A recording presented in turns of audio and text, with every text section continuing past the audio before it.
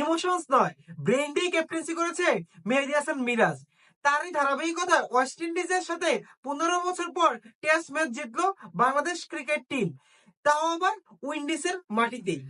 What a win by Bangladesh cricket team, what a win!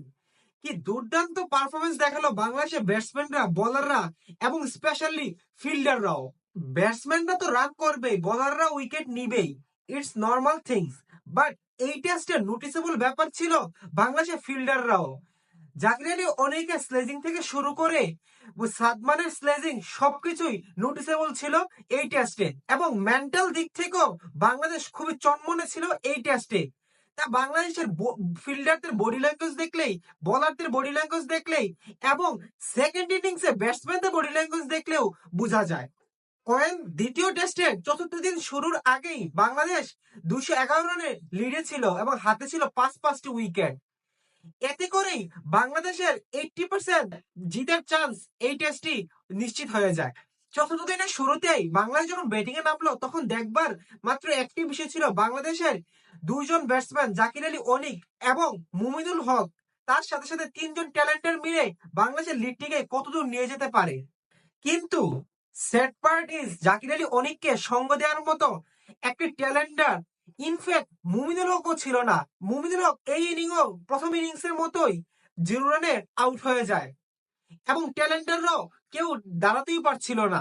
So Zakir Ali Anik single handed এই ইনিংটিকে এতদূর নিয়ে গিয়েছে। জাকির আলী অনিক শেষ অব্দি করতে পেরেছে 91 রান।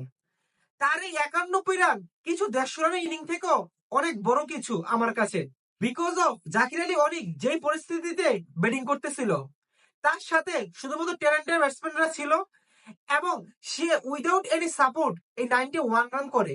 যদি সে সেঞ্চুরি পেত তাহলে আমার থেকে খুশি কেউ হতো না। কারণ প্রথম টেস্টের শুরুতেই যখন সবাই বলতেছিল অঙ্কনকে নেওয়া উচিত, আমি ভাবতেছিলাম যে জাকির আলী অনিককে নেওয়া উচিত। এবং জাকির আলী অনিক তার প্রথম 3টে টেস্টেই 50 করে প্রমাণ করলো যে সে বাংলাদেশ টেস্ট স্কোয়াডে অলওয়েজ জায়গা পাওয়ার জন্য উপযুক্ত একজন ব্যাটসম্যান। সো জাকির আলী অনিকের 91 রানের উপর ভর করে বাংলাদেশ লিড পায় 286 রানে এবং উইন্ডিজকে টার্গেট দেয় ইম্পসিবল 287 রানের।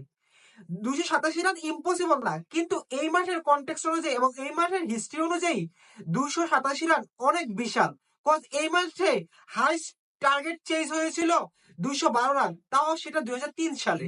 দ্যাট মিনস উইন্ডিজকে যদি এই টেস্ট ম্যাচে জিততে হতো তাহলে তাদেরকে রেকর্ড ব্রেকিং কিছু করতে হতো। তারই ধারাবাহিকতায় তারা যখন মাঠে নামে তাদের সেকেন্ড ইনিং খেলতে, তখন তারা একটা পজিটিভ স্টার্ট পায়। কিন্তু তাদের দলীয় 23 রানে প্রথম ব্রেক থ্রুটি আনে তাইজুল ইসলাম। তারপর নিয়মিত বিরতিতে উইকেট পড়তে শুরুই করলো উইন্ডিজে। কারণ উইন্ডিজের ব্যাটসম্যানরা স্টার্ট পেলেও ইনিংটিকে বড় করতে পারতেছিল না তাদের। তার জন্য special thanks goes to Taijul Islam. তার দুর্দান্ত বোলিং এ এবং 5 উইকেট নেয়ার কারণেই উইন্ডিজের ব্যাটিং লাইনে ধসে পড়ে। আর বাকি 5টি উইকেট নেয় বাংলাদেশি পেসাররা। তাসকিন হাসান মাহমুদ 2টি করে এবং নাহিদ রানা 1টি উইকেট পায়। তাতে করেই বাংলাদেশ 101 রানের হিস্টোরিক্যাল ভিক্টরি অ্যাচিভ করে। আমার কাছে উইন্ডিজের মাটিতে এই টেস্টটি সেরা ভিক্টরি বলে মনে হয়। কারণ 2009 সালে যখন বাংলাদেশ 2টি টেস্ট উইন্ডিজের সাথে জিতেছিল তাদের ঘরে মাটিতে, তখন উইন্ডিজের কোনো পূর্ণশক্তি দল ছিল না তাদের অভ্যন্তরীণ কুন্দলের কারণে।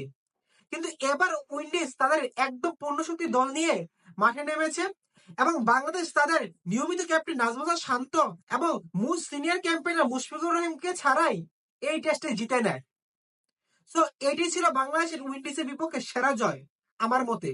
ভিডিওর শুরুতেই যে বলেছিলাম মেহেদী হাসান মিরাজ ইমোশন নয় ব্রেন দিয়ে এই টেস্ট ম্যাচে জিতেছে, তার কারণ মেহেদী হাসান মিরাজের গেমিং প্ল্যানের জন্যই। মেহেদী হাসান মিরাজ কোন বোলারকে কোন এন্ড থেকে বল করাতে হবে, কোন বোলারকে কখন আনতে হবে এবং ডিআরএস নিয়ে যে মেহেদী হাসান মিরাজের একটা ইমোশন কাজ করতো, সেটিও সে অনেকটাই ওভারকাম করেছে এবং তাকে একটা পরিপক্ক ক্যাপ্টেন লাগতেছে। নাজমুল হাসান শান্ত যদি ক্যাপ্টেন্সি ছেড়ে দেয় বা নাজমুল হাসান শান্তকে যদি ক্যাপ্টেন্সি থেকে সরিয়ে দেওয়া হয়, তাহলে যোগ্য দাবিদার মেহেদী হাসান মিরাজ, এখন তা বলতেই হবে। এখন যদি ম্যান অফ দ্য ম্যাচের দিকে তাকাই তাহলে এই টেস্টে ম্যান অফ দ্য ম্যাচ হয়েছে তাইজুল ইসলাম। কিন্তু আমার চোখে man of the match Nahid Rana এবং জাকির আলীও হতে পারত। কারণ নাহিদ রানার প্রথম ইনিংয়ের 5 উইকেট বাংলাদেশের একটা ভিত্তি স্থাপন করে দিয়েছে এবং সেকেন্ড ইনিংয়ে জাকির আলী ব্যাটিং বাংলাদেশকে একটি বড় টার্গেটের দিকে নিয়ে যেতে পেরেছে। সো যারা কমেন্টেটর ছিল তাদের জন্য অনেকটা মুশকিল ছিল যে কাকে ম্যান অফ দ্য ম্যাচ দিবে। শেষ অব্দি তাইজুলই ম্যান অফ দ্য ম্যাচ পেল এবং ম্যান অফ দ্য সিরিজ পেয়েছে উইন্ডিজের একজন এবং বাংলাদেশের একজন। বাংলাদেশে সে হচ্ছে তাসকিন আহমেদ। তারই সাথে সাথে এই সিরিজটি এক এক ব্যবধানে শেষ হলো। সো আপনার কি মনে হয় এই সিরিজে বাংলাদেশের কার পারফরমেন্স সবচেয়ে মনে রাখার মতো ছিল তা কমেন্টে জানান। That's it for today. Thanks for watching.